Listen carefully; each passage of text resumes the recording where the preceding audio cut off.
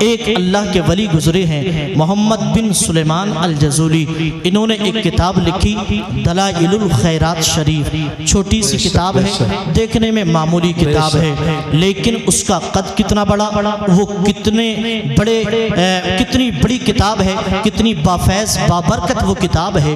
اس کا اندازہ آپ اس بات سے لگا سکتے ہیں کہ اس کتاب کو میں ہی نہیں بلکہ آپ کے مسجد کے خطیب و امام خطیب اہل سنت مولانا ناظم رضا منظری بھی پڑھتے ہیں، اس کتاب کو حضرت علامہ مفتی اسحاق صاحب قبلہ بھی پڑھتے ہیں، اس کتاب کو حضرت سید صاحب قبلہ بھی میرے حسن ظن کے مطابق پڑھتے ہوں گے، یہاں تک کہ اس کتاب کو ہم ہی نہیں بلکہ ہمارے پیر و مرشد سرکار تاج الشریعہ بھی پڑھتے ہیں، اس کتاب کو اعلیٰ حضرت بھی پڑھتے تھے۔ اب وہ کتنی بڑی کتاب ہے، جس نے یہ کتاب لکھی ان سے کسی نے پوچھا حضور آپ نے یہ کتاب کیوں لکھی؟ کیا پوچھا؟ آپ نے یہ کتاب زور سے بولیں کیوں لکھی؟ اب یہ بات آپ سمجھ لیجئے انشاءاللہ آپ خوش ہو جائیں گے۔ حضور آپ نے درود شریف کے ٹاپک ہی پر یہ پوری کتاب کیوں لکھی؟ یہ اس کے رائٹر ہیں، انہوں نے جواب دیا اور فرمایا ذرا میری ماں اور بہنیں سنیں، فرماتے ہیں یہ کتاب لکھنے کی وجہ ایک 8 سال کی بچی یا 7 سال کی بچی ہو گئی، ایک لڑکی کی وجہ سے میں نے اس کتاب کو لکھ دیا۔ لوگوں نے سوال کیا حضور یہ کیا بات ہوئی، کوئی بچی کی وجہ سے کتاب کیسے لکھ سکتا ہے؟ آپ فرماتے ہیں بات یہ ہے، ایک دن میں اپنے گھر سے نکل کے جنگل میں پہنچا، جیسے ہی جنگل میں پہنچا نماز کا وقت ہو گیا، اب مجھے وضو کرنا تھا، پانی بھی پینا تھا، میں نے دائیں بائیں آگے پیچھے مشرق و مغرب شمال و جنوب اتر دکن پچھم پورب سب جگہ میں نے پانی تلاش کیا، کہیں بھی پانی مجھے نہ ملا۔ فرماتے پھر پانی کا ایک کنواں ملا، لیکن پانی کنویں کے نیچے تھا، تہ میں تھا، اب پانی نکالنے کے لیے ڈول اور رسی چاہیے تھا، وہ اس میں نہیں تھا، میں نے ڈول اور رسی تلاش کیا مجھے نہ ملا، لیکن اس کنویں سے ملا ہوا ایک گھر تھا اور اس گھر کی چھت پر 7 سال یا 8 سال کی چھوٹی سی بچی کھیل رہی تھی، وہ لہو و لعب میں ملوث تھی، مشغول تھی۔ اب سنیے میرے بھائیو، یہ اللہ کے ولی کہتے ہیں جب مجھے ڈول اور رسی نہ ملا اور جب میں زیادہ پریشان ہوا، 8 سال کی بچی نے چھت سے مجھے دیکھا اور میری طرف متوجہ ہو کر کے بولی تعال یا شیخ، بابا ادھر آؤ۔ میں چھت کے قریب ہوا، بچی نے پوچھا من انتا ہو آر یو، بابا آپ کون ہیں، آپ کا نام کیا ہے، پتہ کیا ہے؟ فرماتے میں نے اپنا پورا تعارف کرایا، اپنے پوری پہچان کرائی، اس کے بعد جب بچی نے مجھے پہچان لیا، جان لیا، میں نے اپنا پورا تعارف کرا دیا تو بچی کے چہرے پر ہنسی آئی، بچی مسکرانے لگی، بچی ہنسنے لگی، مجھے ایسا لگا بچی میری مذاق بنا رہی ہے، بچی میری ہنسی بنا رہی ہے۔ میں نے بچی سے کہا بیٹی تم میری ہنسی کیوں بناتی ہے؟ میں نے کون سی غلط بات کہہ دی؟ تب 7 سال اور 8 سال کی بچی ایک اللہ والے سے چیخ کر کے کہتی ہے اے محمد بن سلیمان الجزولی، مجھے ہنسی اس بات پر آتی ہے کہ لوگ تمہیں اللہ کا ولی کہتے ہیں، لوگ تمہیں عابد و زاہد کہتے ہیں، لوگ تمہیں متقی و پرہیزگار کہتے ہیں، لیکن انت الرجل الذی یثنی علیک بالخیر وتتحیر فیما تخرج الماء من البئر۔ اے محمد بن سلیمان الجزولی، لوگ تمہیں اللہ کا ولی کہتے ہیں، لیکن تم اتنا بھی نہیں جانتے کہ کنویں سے بغیر ڈول اور رسی کے پانی کیسے نکالا جاتا ہے۔ اللہ اکبر، اللہ کے ولی کہتے ہیں جب بچی نے اتنا کہا میری آنکھیں پھٹی کی پھٹی رہ گئی، میں حیرت زدہ ہو کر کے کہنے لگا اے میری بیٹی، میں نے اپنی زندگی کے تجربے سے یہی سیکھا ہے کہ ڈول اور رسی سے پانی نکالا جاتا ہے، اس کے علاوہ کوئی طریقہ ہے تو بیٹی تو بتا دے۔ اب سنیے میرے سنی بھائیو، اس چھوٹی سی بچی نے کہا بابا دیکھو میں بتاتی ہوں پانی کیسے نکلتا ہے۔ اب اللہ کے ولی کہتے ہیں وہ چھوٹی سی بچی اپنے چھت کے کونے پر آئی اور آنے کے بعد وہ کنویں کی طرف جھانکی اور اس نے اپنا لعاب دہن یعنی اپنا تھوک اس کنویں کے اندر ڈال دیا۔ اللہ کی قسم بچی کا تھوک نیچے بھی نہیں پہنچا تھا، اس سے پہلے ہی پانی اوپر آ جاتا ہے، پانی نیچے سے اٹھ کر کے اوپر پہنچ جاتا ہے۔ اب جب پانی اوپر پہنچا ہے تو بچی نے کہا بابا دیکھو پانی ایسے نکالتے ہیں، اب وضو بھی کر لو اب پی بھی لو۔ جب میں نے اتنا دیکھا میں حیرت کے ساتھ بولا بیٹی اقسمت علیکی بما نلتی هذه المرتبہ، اے بیٹی یہ تو بتا دے میں نے تو کعبے کا طواف بھی کیا، میں نے اللہ کے گھر کا حج بھی کیا، صفا مروہ کی سعی بھی کی، میدان عرفات بھی گیا، وادی مینا میں بھی پہنچا، جبل رحمت بھی دیکھا، لیکن بیٹی یہ تاثیر میرے اندر نہیں ہے، اللہ نے یہ تاثیر تجھے کیسے دی، یہ طاقت تجھے کیسے دی ہے، یہ رفعت و بلندی والا مقام بیٹی تجھے کیسے ملا ہے؟ تو بچی کہتی ہے بابا نہ تو کعبے کا طواف کیا ہے، نہ خانہ کعبے کا حج کیا ہے، نہ صفا مروہ کی سعی کی ہے، نہ میدان عرفات کی حاضری کی ہے، نہ جبل رحمت کو دیکھا، نہ باب جبرائیل کو دیکھا، نہ نبی کے شہر کو دیکھا، نہ مدینے کو دیکھا، پھر بیٹی مقام کیسے ملا؟ تو بچی بولی بکثرت الصلاۃ علی محمد، اللہ تعالیٰ نے یہ مقام دیا تو نبی پر درود پڑھنے کی وجہ سے دیا، نبی کی نعت پڑھنے کی وجہ سے دیا، نبی کی نعت پڑھنے کے طفیل اللہ نے یہ مقام دیا۔ اعلیٰ حضرت بولے کعبے کے بدر الدجا تم پہ کروڑوں درود، طیبہ کے شمس الدوحا تم پہ کروڑوں درود، کام وہ لے لیجئے تم کو جو راضی کرے، ٹھیک ہونا میں رضا تم پہ کروڑوں درود۔ نعرہ تکبیر، نعرہ رسالت، مسلک اعلیٰ حضرت علامہ مفتی ارشاد منظری حضور مفتی محمد اسماعیل صاحب قبلہ، سبحان اللہ ماشاءاللہ۔ محبت سے بولیں سبحان اللہ، اور یہ لگا کے بولیں یا رسول اللہ، ذرا بولا کریں آپ۔ ابھی آپ نے سنا جو سبحان اللہ والحمدللہ ولا الہ الا اللہ واللہ اکبر پڑھتا ہے، اللہ تعالیٰ اس کے نام کا ایک درخت جنت میں لگا دیتا ہے۔ ماشاءاللہ، اللہ آپ کو سلامت رکھے، با کرامت رکھے، ہماری ماں اور بہنوں کو سلامت رکھے۔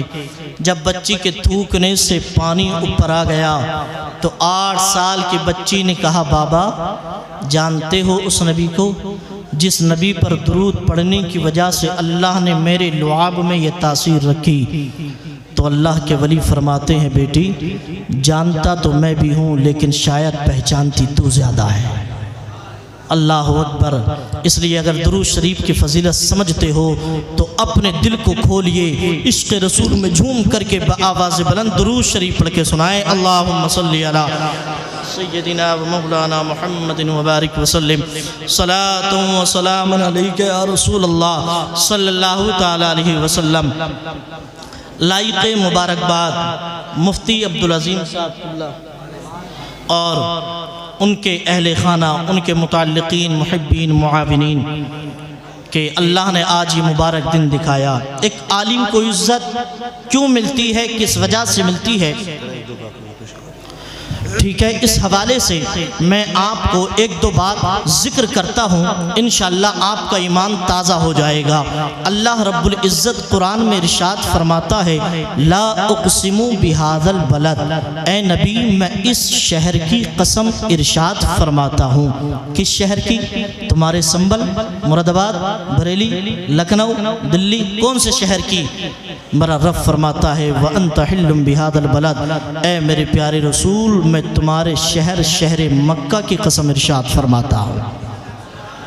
کس شہر کی قسم؟ زور سے بولیں، مکہ شریف۔ کیوں آپ کہیں گے؟ اس لیے چونکہ مکہ شریف میں خانہ کعبہ ہے، جبل رحمت ہے، اور جناب والا صفا مروہ کی پہاڑی ہے، وغیرہ مقدس مقامات ہیں، اس لیے اللہ نے قسم ارشاد فرمائی۔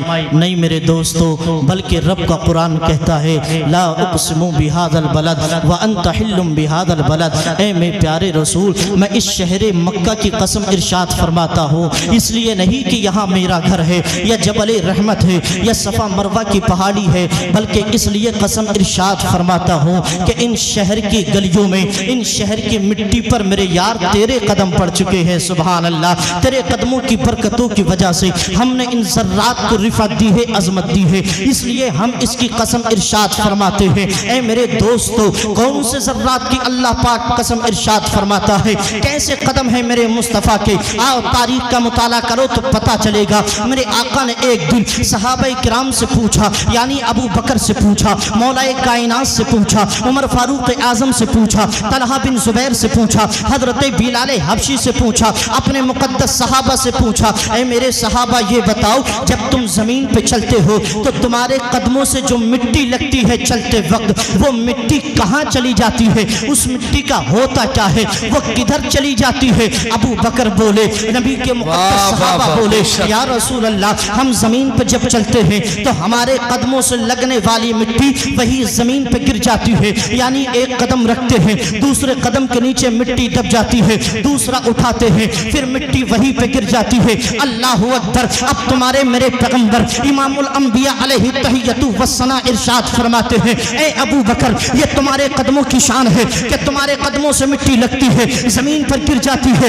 یہ عثمان کے قدم ہے کہ مٹی لگی زمین پر گر گئی، یہ بلال کے قدم ہے کہ مٹی لگی زمین پر گر گئی، یہ طلحہ کے قدم ہے کہ مٹی لگی زمین پر گر گئی، یہ بلال حبشی کے قدم ہے کہ مٹی لگی زمین پر گر گئی، یہ حضرت عبید بن جراح کے قدم ہے کہ مٹی لگی زمین پر گر گئی، یہ صحابہ کرام کے مقدس قدم ہے کہ مٹی قدموں پر لگتی ہے زمین پر گر جاتی ہے۔ لیکن ابو بکر سنو، عثمان سنو، طلحہ سنو، بلال سنو، اللہ تبارک و تعالیٰ نے تمہارے نبی کو وہ شان دی ہے، وہ مقام دیا ہے، وہ عظمت دی ہے کہ جب تمہارا پیغمبر زمین پر چلتا ہے قدموں سے مٹی لگتی ہے تو زمین پر نہیں گرتی، بلکہ اللہ تعالیٰ ان قدموں سے لگنے والے ذرات کو زمین سے اٹھاتا ہے اور آسمان کے ستاروں کا تاج بنا دیتا ہے، آسمان کے ستاروں کو آسمان کے ستاروں کا تاج بنا دیا کرتا ہے۔ اعلیٰ حضرت فرماتے ہیں ذرے جل کر تیری بیزاروں کے تاج سر بنتے ہیں سیاروں کے۔ نعرہ تکبیر، نعرہ رسالت، مسلک اعلیٰ حضرت عظمت مصطفیٰ خواجہ کا ہندوستان۔ سبحان اللہ، ماشاءاللہ۔ ذرے جھڑ کر تیری بیزاروں کے تاج سر بنتے ہیں سیاروں کے۔ محبت سے بولیں سبحان اللہ، اور لہت کے بولیں یا رسول اللہ۔ اب سنیے، اللہ کے رسول کے قدم ایک مٹی پر پڑے تو اللہ نے مٹی کو افضل و اعلیٰ بنا دیا۔ اور کیسا بنایا میرے عزیز دوستو؟ ہمارے علماء کرام نے لکھا، بزرگان دین نے لکھا کہ مصطفیٰ کے قدم مبارک اس مٹی پر پڑے، اللہ نے مٹی کو افضل و اعلیٰ بنا دیا۔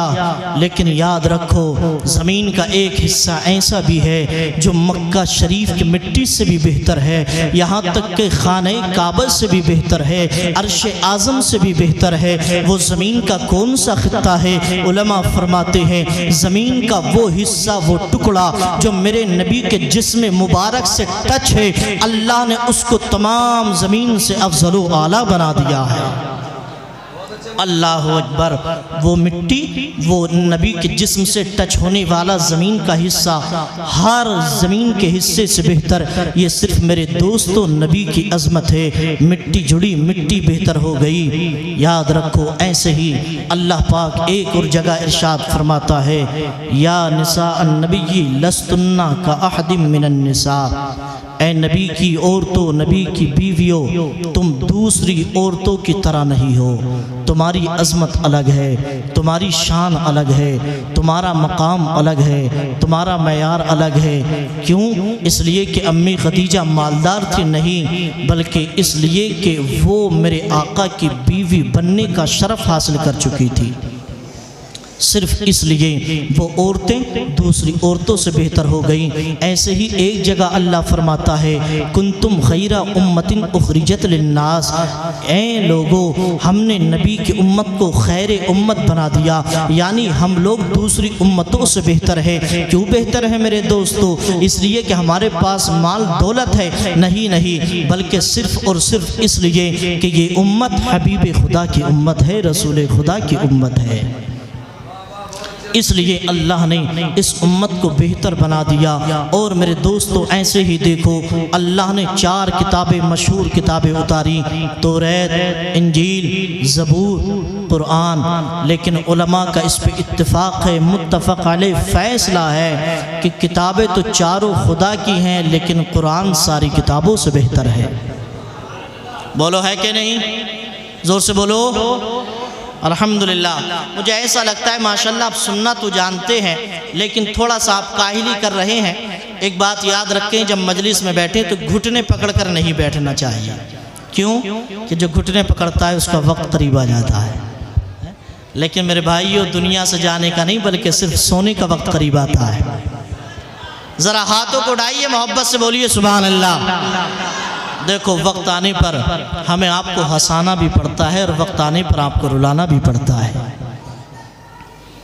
اس لیے آپ جذبے کے ساتھ سنیں، محبت کے ساتھ سنیں۔ میرے آقا فرماتے ہیں ادخال السروری فی قلب المؤمن عبادہ، ایک مسلمان دوسرے مسلمان کو خوش کر دے، یہ بھی عبادت ہوتی ہے۔ جیسے کعبے کا دیکھنا عبادت، قرآن کا دیکھنا عبادت، ایسے ہی ایک سنی کا دوسرے سنی کو مسکرا کر دیکھنا بھی عبادت ہے۔ اگر اتنی باتیں آپ سمجھ رہے ہیں تو ذرا چہرہ گلاب کی طرح کھلائیں، محبت سے بولے سبحان اللہ، اور لہد کے بولے یا رسول اللہ۔ کون سی کتاب بہتر ہے؟ زور سے بولو، قرآن۔ الحمدللہ۔ توریت سے بہتر قرآن، توریت سے بہتر، زور سے بولیں، توریت سے بہتر قرآن، زبور سے بہتر، انجیل سے بہتر قرآن۔ یعنی آپ بھی مانتے ہو، ہم بھی مانتے ہیں کہ ہر کتاب سے بہتر قرآن ہے۔ لیکن اگر آپ سے کوئی یہ کہے کہ توریت کس نے اتاری، آپ کہیں گے اللہ نے۔ زبور کس نے اتاری، آپ کہیں گے اللہ نے۔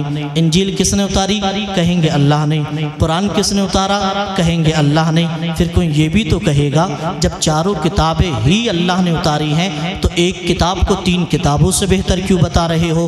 پھر تو سب آپس میں برابر برابر ہوئی نا۔ جب دینے والا ایک ہے، ان سب کا متکلم ایک ہے، ان سب کو بھیجنے والا نازل کرنے والا ایک ہے، تو پھر وہ ساری آپس میں ایک جیسی ہوئی۔ پھر قرآن تینوں کتابوں سے بہتر کیوں ہو گئی؟ پھر قرآن توریت سے بہتر کیوں؟ پھر قرآن زبور سے بہتر کیوں؟ پھر قرآن انجیل سے بہتر کیوں ہے؟ تو میرے دوستو، اگر آپ یہ سوال کریں تو علماء کرام کی مقدس جماعت جواب دے گی، ہمارے بزرگان دین جواب دیں گے، ہمارے محدثین مفسرین جواب دیتے ہوئے نظر آئیں گے کہ بے شک صحیح سمجھا، قرآن کو اتارنے والا خدا، زبور دینے والا خدا، انجیل نازل کرنے والا خدا، قرآن عطا کرنے والا خدا ہے۔ لیکن میرے دوستو، یہاں پر جو افضلیت ملی ہے وہ اس وجہ سے نہیں ملی کہ کتاب دینے والا کون ہے، نازل کرنے والا کون ہے، بلکہ افضلیت کا دار و مدار اس بات پر ہے کہ توریت، انجیل، زبور اور قرآن لینے والا کون ہے، یہ کتابیں اتاری کس پر جا رہی ہیں۔ تو بالکل یہ ظاہر و باطن ہے کہ چاروں کتابوں میں جس پر قرآن اتارا گیا، یعنی میرا نبی ان تینوں نبیوں سے بہتر ہے جن پر دوسری کتابیں اتری ہے۔ یعنی جس پر زبور اتری اس والے نبی سے بہتر میرا نبی، جس نبی پر زبور اتری ان سے بہتر میرا نبی، جن پر انجیل اتری ان سے بہتر میرا نبی۔ اور اگر میں تفصیل میں لے جا کر کہوں تو یوں کہوں، یہ تو صرف 3 نبی کی بات ہے۔ ہمارا عقیدہ تو یہ ہے کہ حضرت آدم سے بہتر میرا نبی، حضرت شیش سے بہتر میرا نبی، حضرت لوط سے بہتر میرا نبی، حضرت ابراہیم سے بہتر میرا نبی، حضرت اسماعیل سے بہتر میرا نبی، حضرت زکریا سے بہتر میرا نبی، حضرت دانیال سے بہتر میرا نبی، حضرت یوشع سے بہتر میرا نبی، حضرت زکریا سے بہتر میرا نبی، حضرت ہارون سے بہتر میرا نبی، حضرت موسیٰ سے بہتر میرا نبی، یعنی آدم صفیح اللہ، حضرت موسیٰ کلیم اللہ، حضرت نوح نجیح اللہ، حضرت ابراہیم خلیل اللہ، حضرت اسماعیل ذبیح اللہ، حضرت ابراہیم روح اللہ، یعنی اللہ کے ہر نبی سے بہتر میرا نبی، ہر رسول سے بہتر میرا نبی۔ ارے اللہ نے جب ہر نبی سے بہتر میرا نبی بنایا، ہر رسول سے بہتر میرا نبی بنایا، اسی لیے تو اعلیٰ حضرت کہتے ہیں سب سے اعلیٰ و اولیٰ ہمارا نبی، سب سے اعلیٰ ہمارا نبی۔ کیا خبر کتنے تارے کھلے چھپ گئے، پر نہ ڈوبے نہ ڈوبا ہمارا نبی۔ ہم سدوں کو رضا مزد دیجیے کہ ہے بے کسوں کا سہارا ہمارا نبی۔ سارے اچھوں سے اچھا سمجھیے جسے ہے اس اچھے سے اچھا ہمارا نبی، سارے اونچوں سے اونچا سمجھیے جسے ہے اس اونچے سے اونچا ہمارا نبی۔ اور کون دیتا ہے، دینے کو منہ چاہیے، دینے والا ہے سچا ہمارا نبی۔ خلق سے اولیاء، اولیاء سے رسول، خلق سے اولیاء، اولیاء سے رسول، اور رسولوں سے اعلیٰ ہمارا نبی۔ نعرہ تکبیر! کم سے کم نعرے کا جواب تو آپ دیں۔ مفتی صاحب کتنی محنت سے بول رہے ہیں، آسان بات نہیں ہے اتنی محنت سے بولنا۔ نعرے کا جواب دے دیں، آپ بھی اپنی زبان کو کھول لیں۔ نعرہ تکبیر! ماشاءاللہ! نعرہ رسالت!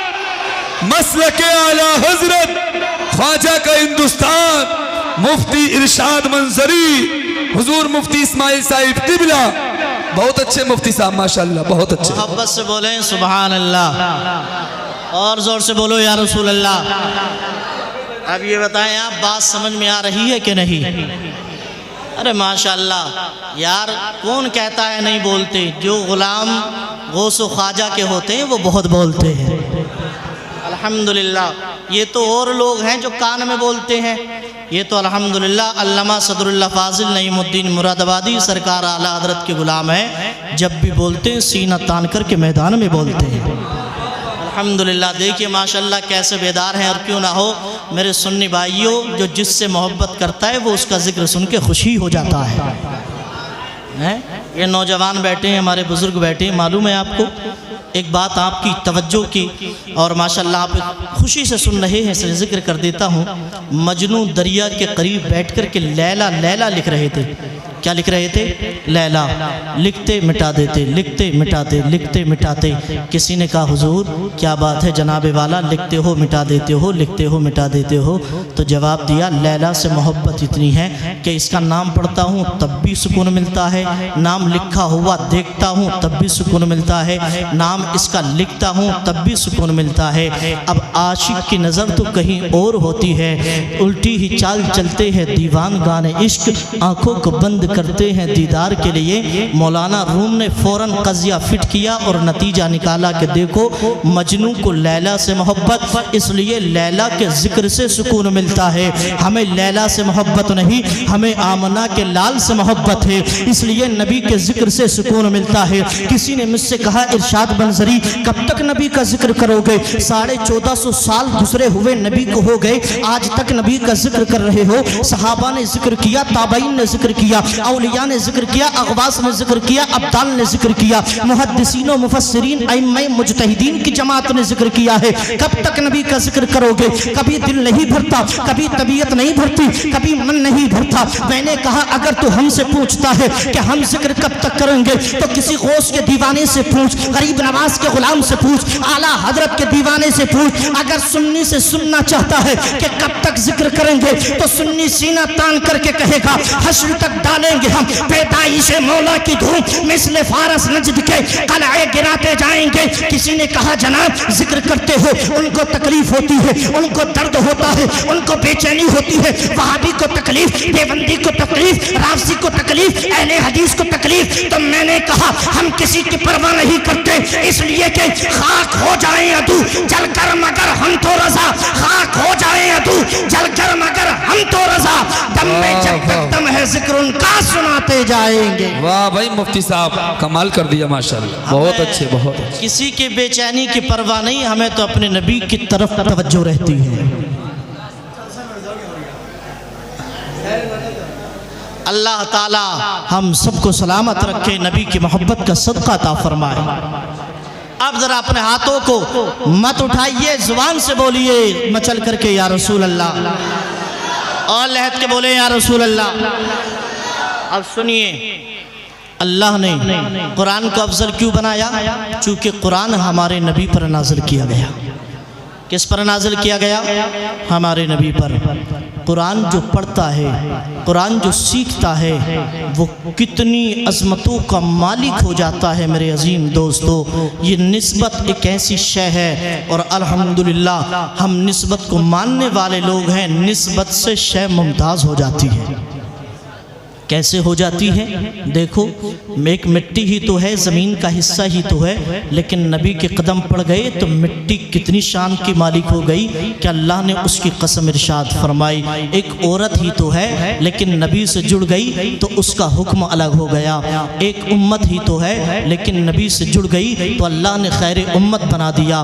ایک کتاب ہی تو ہے لیکن نبی سے جڑ گئی تو اللہ نے سب سے بہتر کتاب بنا دیا۔ یاد رکھو دنیا میں بیٹیاں بہت ہیں لیکن میرے نبی کی بیٹی سیدہ فاطمہ جیسی کسی کی بیٹی نہیں۔ نبی میں اور دنیا میں عورتیں بہت ہیں لیکن نبی کی بیویوں جیسی کسی کی بیوی نہیں۔ دنیا میں داماد بہت ہیں لیکن میرے نبی کے داماد فاتح خیبر علی شیر خدا جیسا داماد کوئی نہیں۔ دنیا میں نواسے بہت ہو سکتے ہیں لیکن میرے نبی کے نواسے حسنین کریمین جیسا کسی کا نواسا نہیں ہو سکتا۔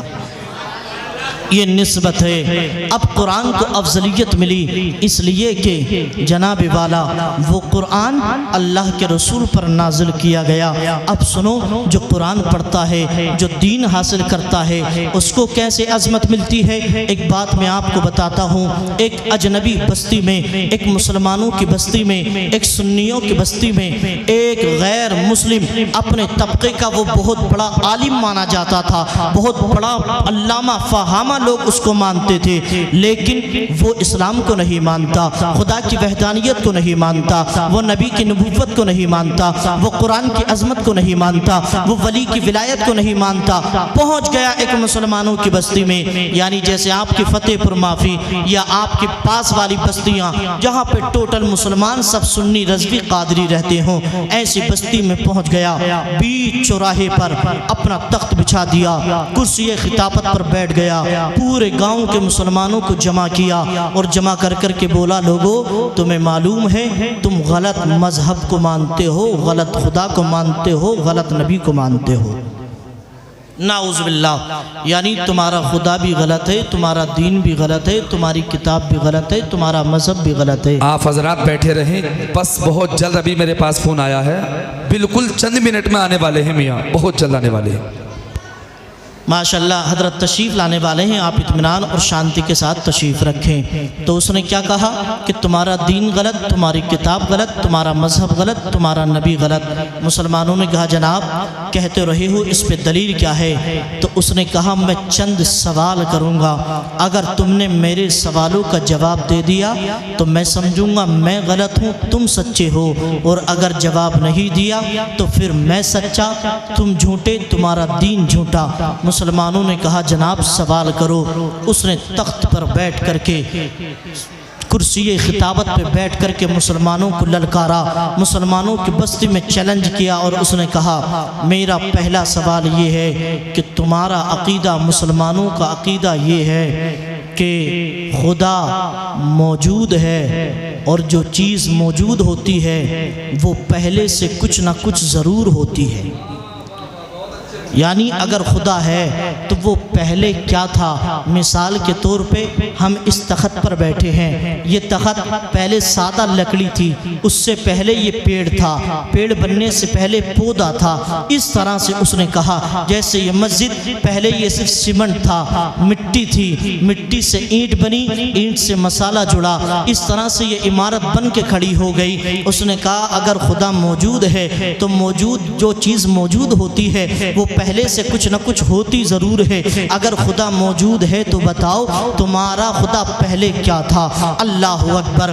دوسرا سوال یہ ہے کہ جو چیز موجود ہوتی ہے وہ کچھ نہ کچھ کرتی ضرور ہے، یعنی جیسے میں موجود ہوں میں تقریر کر رہا ہوں، آپ موجود ہیں آپ میری تقریر سن رہے ہیں، کوئی کھا رہا ہے، کوئی پی رہا ہے، کوئی ٹہل رہا ہے، یہ دوسرا سوال ہے۔ اللہ اکبر، یہ سوال اس نے کیے۔ پھر تیسرا سوال یہ کہ جو چیز موجود ہوتی ہے اس کا چہرہ کسی نہ کسی جانب ہوتا ہے، جیسے میرا چہرہ آپ کی طرف، آپ کا چہرہ میری طرف، کسی کا چہرہ قبلے کی طرف، کسی کا چہرہ اتر دکن پچھم کی طرف ہوتا ہے۔ اگر خدا موجود ہے تو بتاؤ خدا کا چہرہ کس جانب ہے؟ یہ تین سوال، متعدد سوال اس نے ایسے کیے کہ مسلمانوں کی ہوائیاں اڑ گئی، بغلے جھانکنے لگے مسلمان، دائیں بائیں دیکھنے لگے مسلمان، اور وہ بار بار چیلنج کرتا، بار بار یہ للکار کر کے یہ اعلان کرتا اگر جواب دیا تو سچے، ورنہ تم بھی جھوٹے، تمہارا قرآن، تمہارا خدا، تمہارا دین بھی غلط ہے، پھر تم کو میرا دین اپنانا پڑے گا۔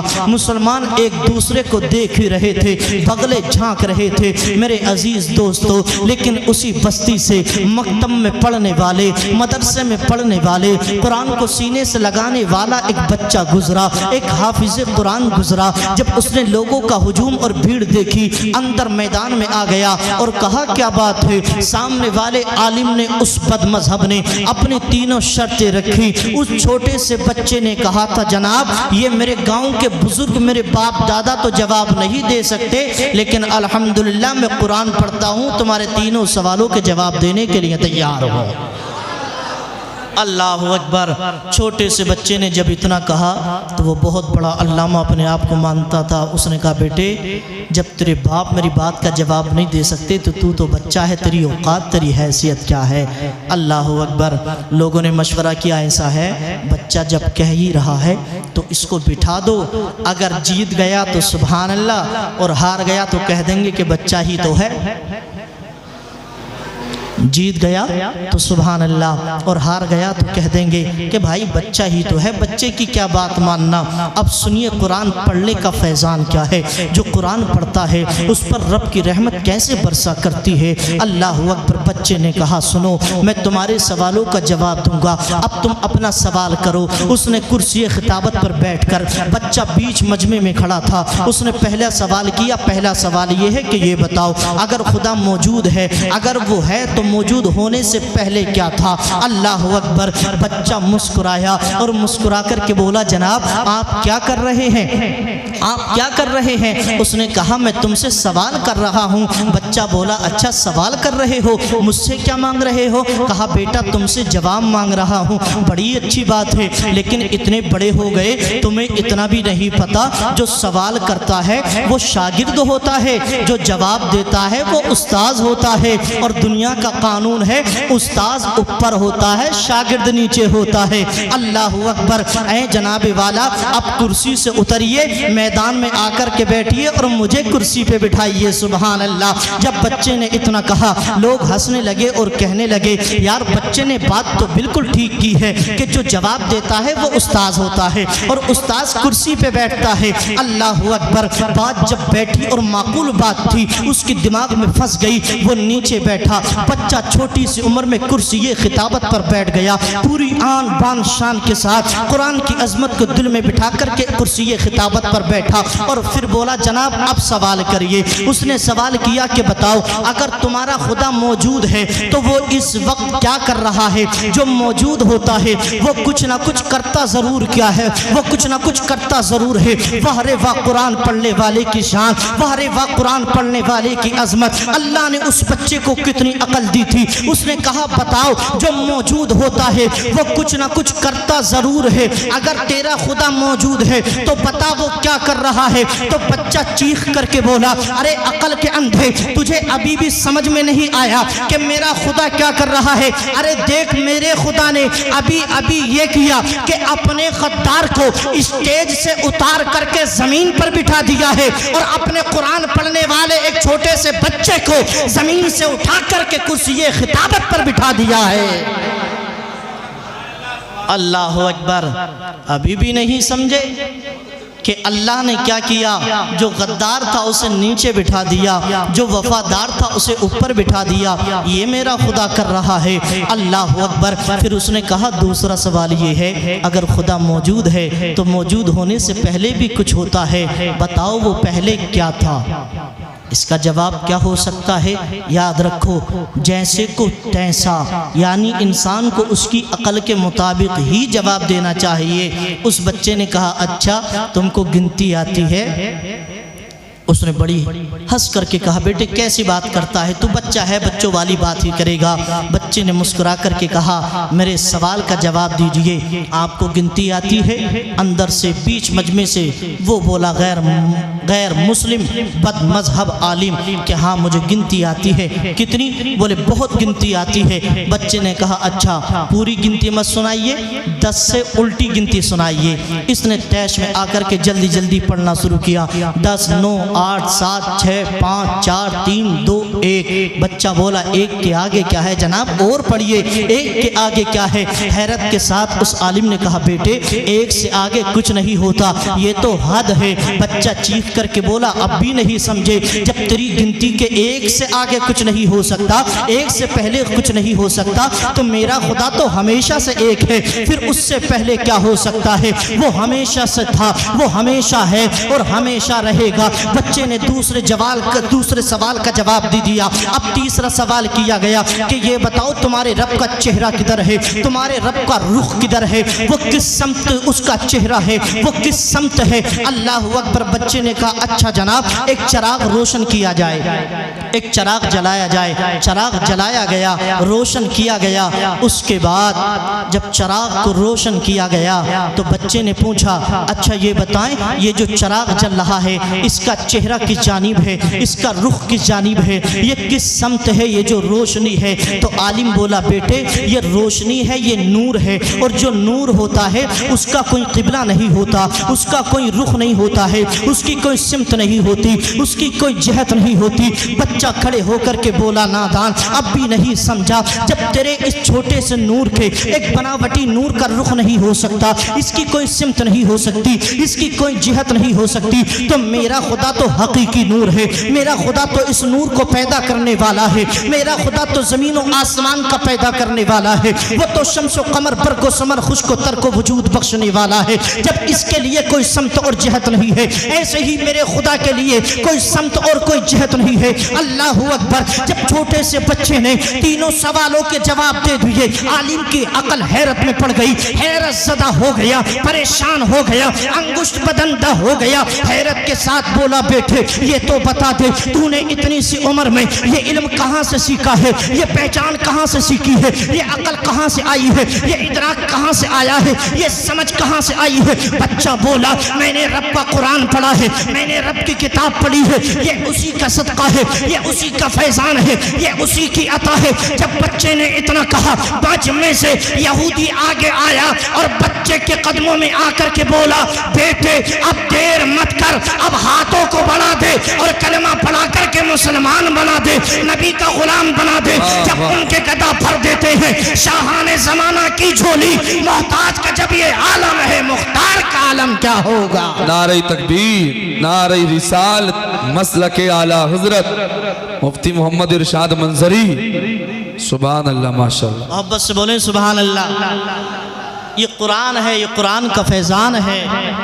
آج تو دنیا میں چاروں طرف مشرق و مغرب، شمال و جنوب، اتر دکن پچھم پورب، ایک ہی انسان کا ٹارگیٹ، ایک ہی مقصد کہ قرآن کو بدلو، اسلام کے قانون کو بدلو، شریعت مصطفیٰ کے اندر تبدیلی لاؤ۔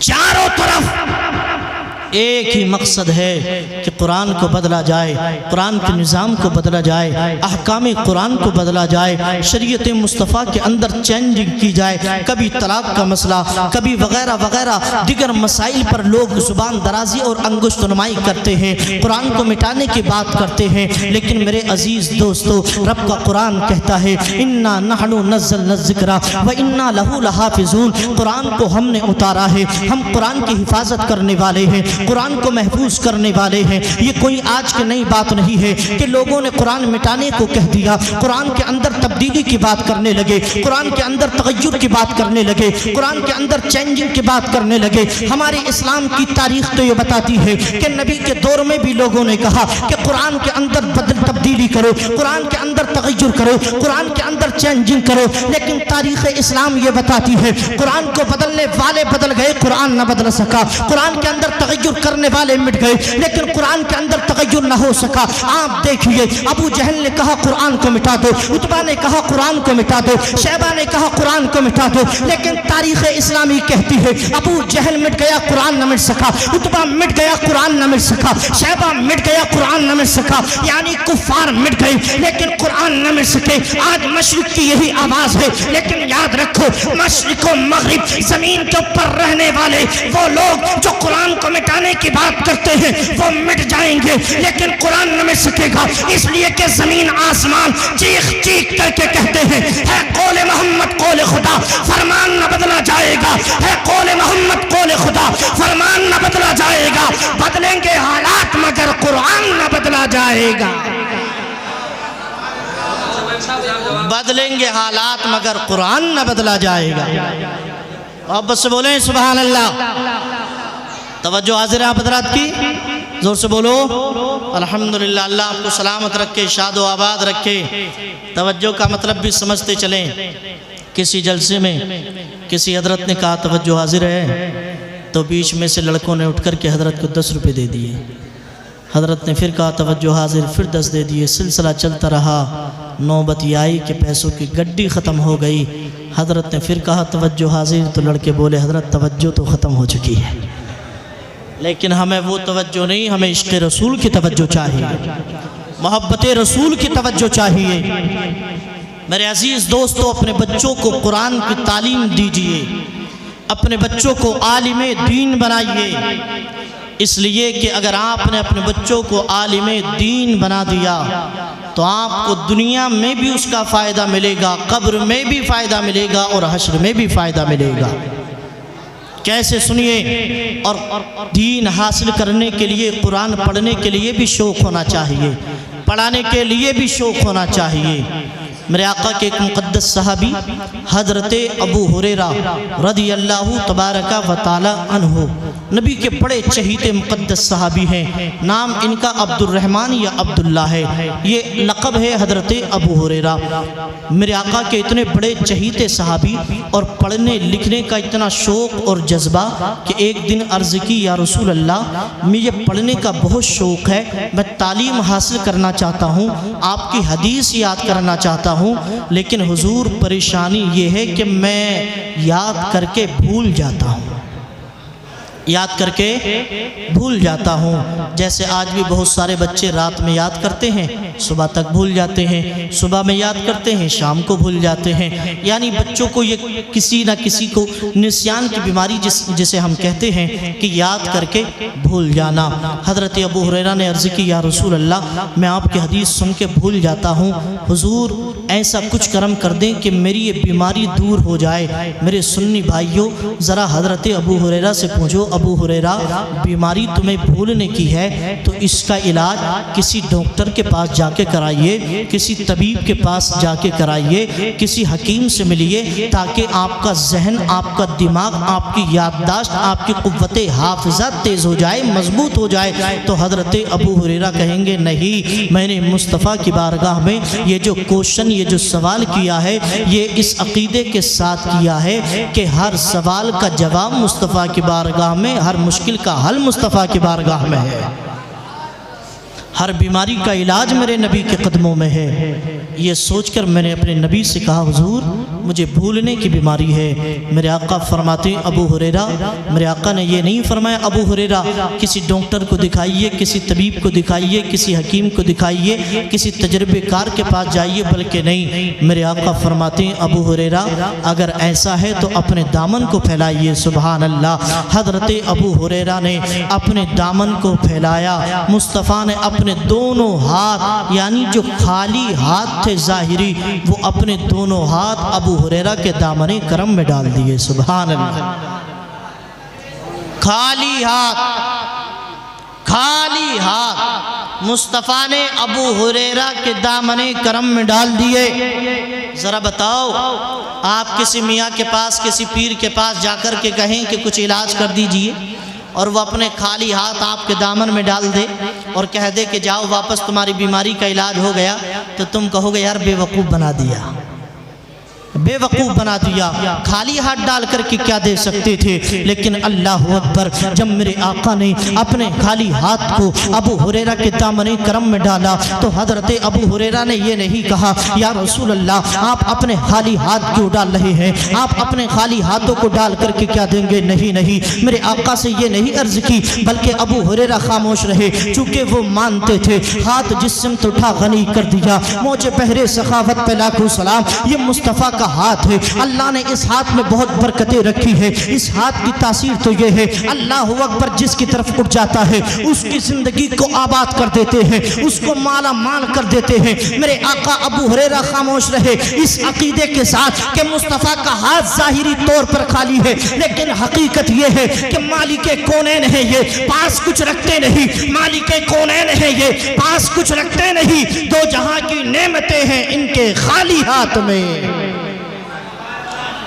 مالک کونین ہے یہ پاس کچھ رکھتے نہیں، دو جہاں کی نعمتیں ہیں ان کے خالی ہاتھ میں۔ میرے آقا نے اپنے خالی ہاتھ کو ڈال دیا، اللہ اکبر۔ اب یہ بھی سنتے چلیں میرے آقا اعلیٰ حضرت کیا کہتے ہیں، میرے آقا اعلیٰ حضرت فرماتے ہیں مالکی کونین ہیں یہ پاس کچھ رکھتے نہیں، دو جہاں کی نعمتیں ہیں ان کے خالی ہاتھ میں۔ علماء کرام منبر نور پہ تشریف فرما ہے، اگر اس شعر کی گہرائی کو سوچیں، اس میں غور و فکر تدبر کریں، تفکر کریں تو آپ کو پتہ چلے گا اعلیٰ حضرت نے خالی بھی دو معنوں میں استعمال کیا ہے، دو معنوں میں، خالی ہاتھ میں، یعنی ایک تو یہ ہے کہ ہاتھ بالکل خالی ہے، تو اس خالی ہاتھ میں بہت کچھ ہے، اور دوسرا مطلب یہ ہے، دوسرا معنی یہ ہے، دوسرا اشارہ یہ ہے، دوسرا مقصد یہ ہے، دوسری بات سرکار اعلیٰ حضرت یہ بتانا چاہتے ہیں، یہ اشارہ کر رہے ہیں، اس بات کی طرف ہماری